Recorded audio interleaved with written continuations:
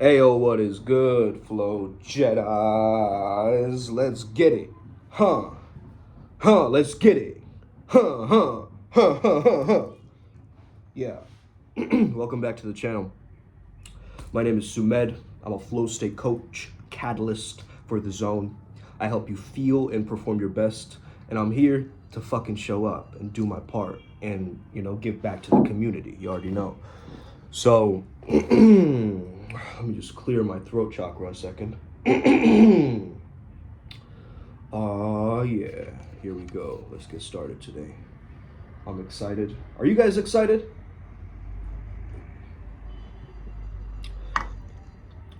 Because I'm super excited, man, about this topic.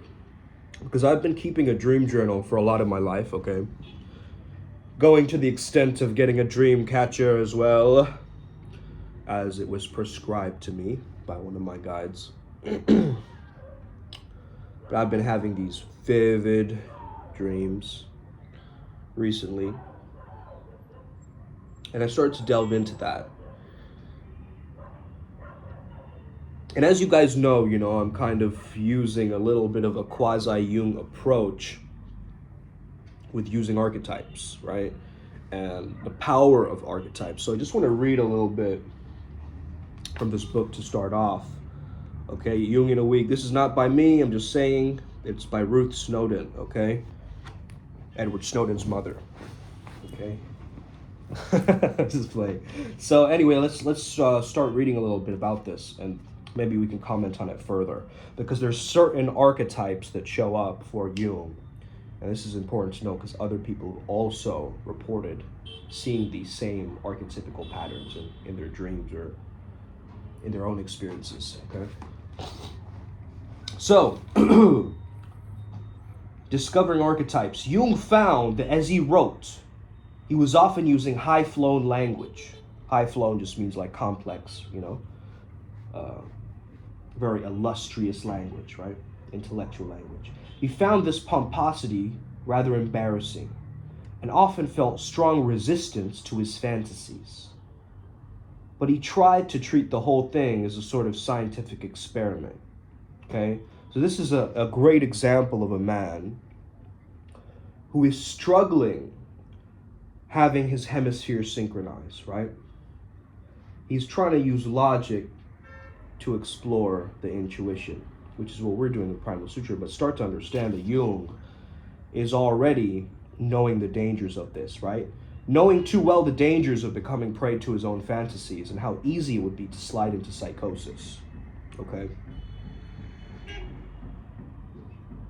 In one vision, he met a beautiful young girl accompanied by an old man with a beard. These figures were examples of what Jung called archetypes, the recurring images or patterns of thinking, which form the basic content of religion, myth, art, and legend. Boom, mic drop, okay?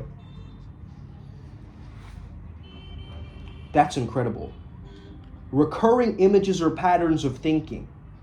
So they're basically thought forms. You guys get that?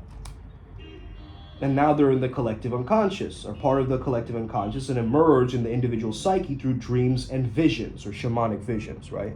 This is what we talk about in the Vision Quest if you're a part of the Primal Sutra collective, okay? So, Jung felt that the old man in his vision corresponded to Elijah, an Old Testament prophet, and the young girl to Salome, the archetypical seductress found in the New Testament. After a while, Jung met another archetypical figure, Philemon, a pagan sage, with the horns of a bull and the wings of a kingfisher. He carried a bunch of 4 keys, each of which he held as if ready to open a lock. Okay, this is wild, man. Kingfishers were rare in that area too, so. They produce themselves to have, I'm just skipping around a little bit. They produce themselves and have their own life. Philemon became an important guru to Jung. He began to have lengthy conversations with him. Okay, so he found himself a spirit guide in his dreams, guys. Okay, that's basically what he's saying. You guys realize this? Philemon explained to Jung that we do not generate our own thoughts.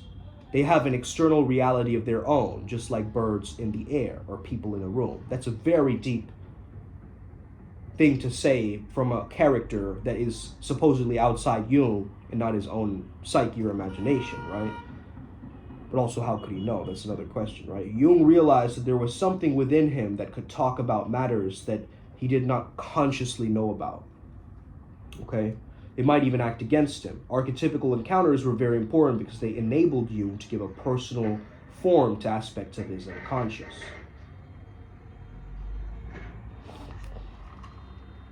Okay, let's skip around a little bit because this is what is important. So this was what gave me the idea of going from dream journal, where I write down my dreams, to this approach, okay? So Jung suggests there are parapsychological phenomena somehow caused by his own charged emotional state that caused him to see visions of spirits haunting his own house, okay? So this is how he kind of led to the idea that our emotional states can create these phenomena around us, okay? So just like the example of a lot of magical movies, for instance, like the fire fairy creates the fire using her own anger, okay? And so forth. So mandalas, okay? Towards the end of World War I, Jung began to emerge from his great darkness. And a major event of this time was the discovery of the mandala. The word mandala comes from Sanskrit, means magical circle.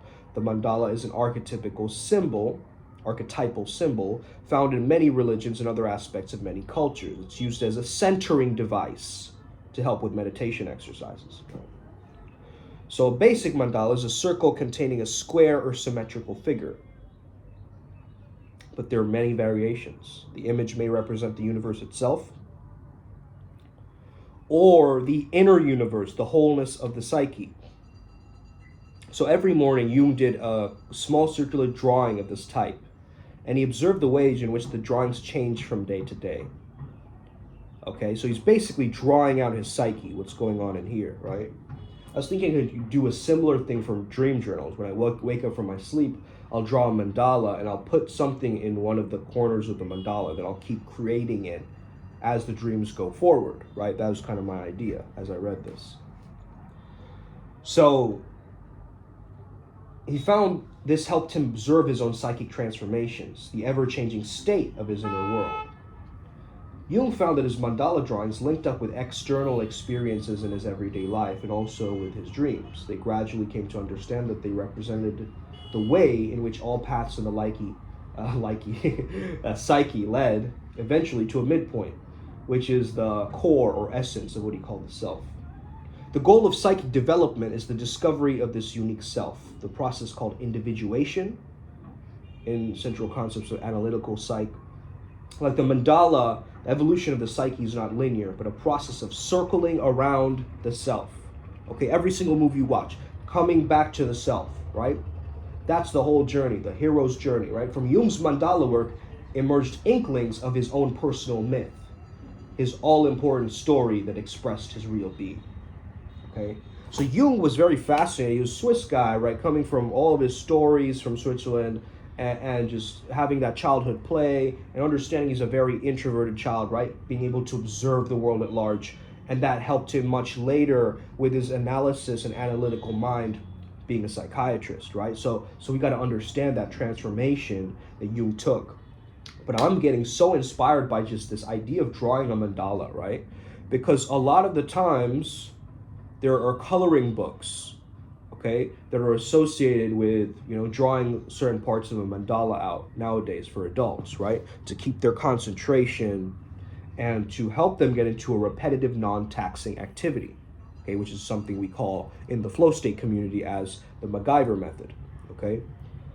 So I got to get going right now, guys, but I want you to think about this, okay? This idea, this esoteric concept that let me understand my inner world by drawing it out into the physical world using a mandala, and see what this will do. See how your drawings merge into each other. Notice how it changes over the days and years and months. I think it's a fascinating experiment. Let's call them flow state mandalas.